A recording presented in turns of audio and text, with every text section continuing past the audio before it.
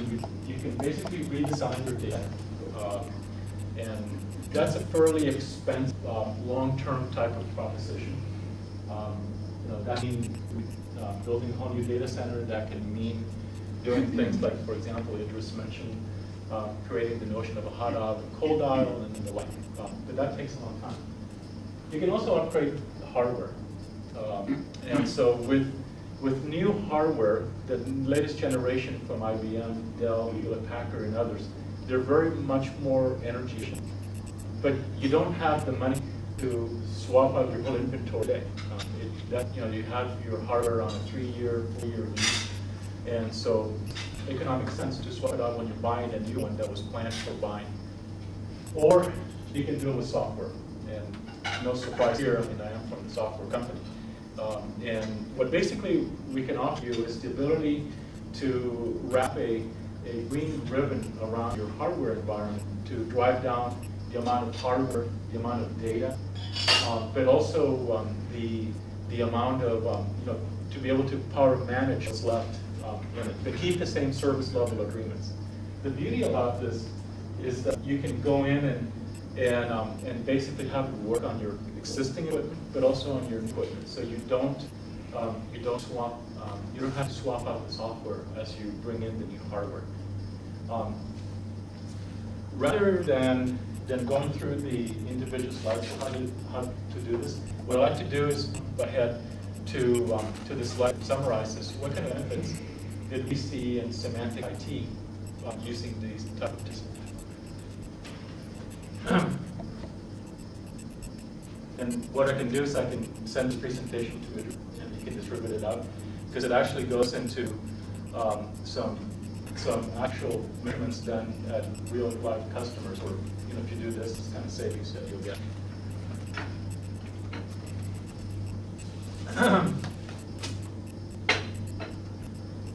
So Symantec IT is a fair-sized IT environment.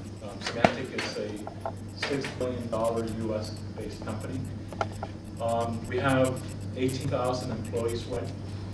And we have today 29 data centers.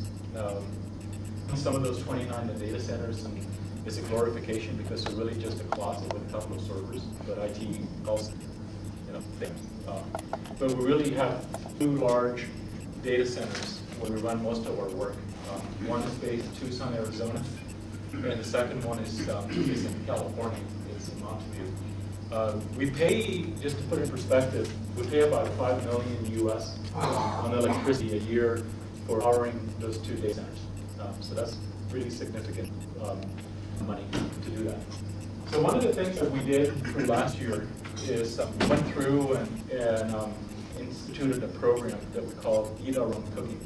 So basically what it was is, up until then, we would use our own products, but not in a premeditated approach. It would eat our own, and here's what we're going to use, how we're going to use our own product, and then we're going to measure what benefits we got. And IT, for being is notorious for not measuring what we're doing. So one of the focused on was storage consolidation. Now, why did we do that? Storage represented nearly 40% of the energy we consumed in our data center, and it was also the fastest growing component of IT. Additionally, when we looked at how many storage administrators we have, we basically kept them flat, even though we kept growing the capacity that they had to manage on a year-by-year basis. It sounds familiar at that. So they weren't able to do the good work that they were accustomed to do. So we implemented several Symantec technologies like Command Central Storage Foundation, and others. And we were able to decommission a number of arrays with a net reduction of 70% in terms of power and cooling. So that we did things like figured out what we were using, how we were using it, by being able to location down to the physical storage, seeing what storage was not being allocated or used. We also took advantage of this storage hierarchy, being able to think of it as it's not about your installations, but in Symantec, the business owners wanted to have this love relationship with their server, so they would want to go and hug their rack where their application was running. And so we actually not how to drag out fights between IT and the business side to implement virtualization. Because now when you virtualize an application, you may be sitting on this physical server, but this physical server may be running other people's applications. And so the business owner, we standardize on VMware. And so by doing it that way, the automatic default was that any new application was assumed to go into a VMware image unless you could prove why you couldn't, either because it didn't work or because of SLA or whatever. And so we also implemented a technology called N+1 cluster. So, we run a worldwide development environment. Our customers, you guys are all over the world. We run it 24 hours a day. So endpoint power management, like you just mentioned on his presentation, according to Gartner, nearly 40% of the energy consumed happens outside the data center at the desktop and laptop. It's that desktop with all the little doodads that people have, like an external monitor and the speaker and the printer and all the other stuff.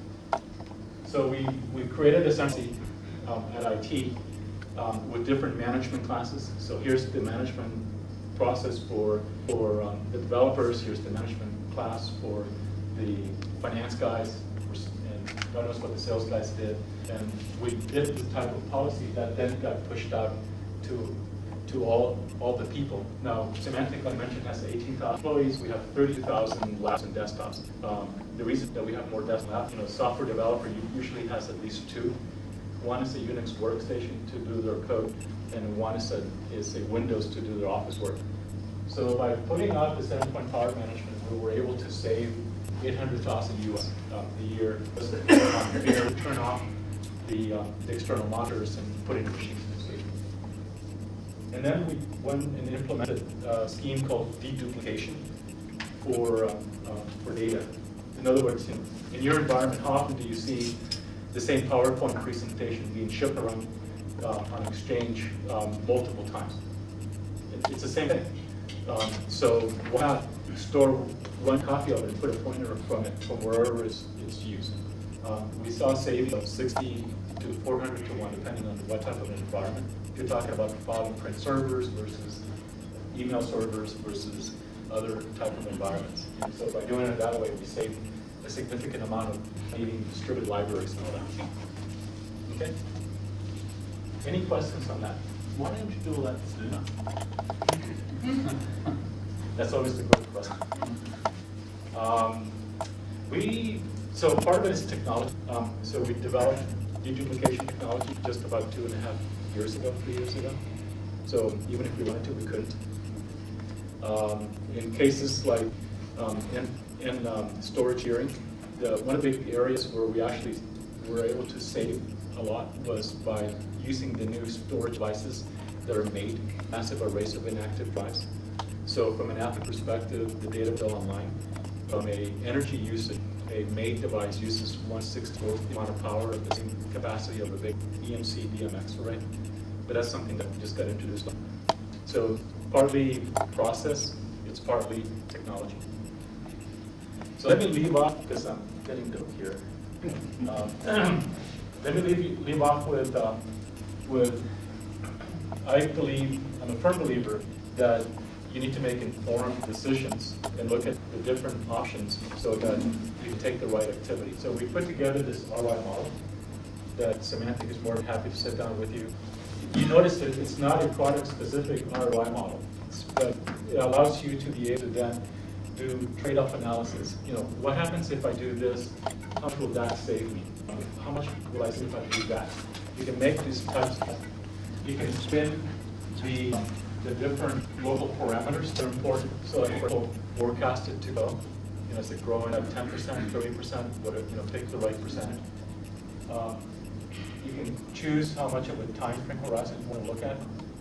More importantly here, you can actually put on your local language. So instead of US English, put Australian English or English. Any last minute questions?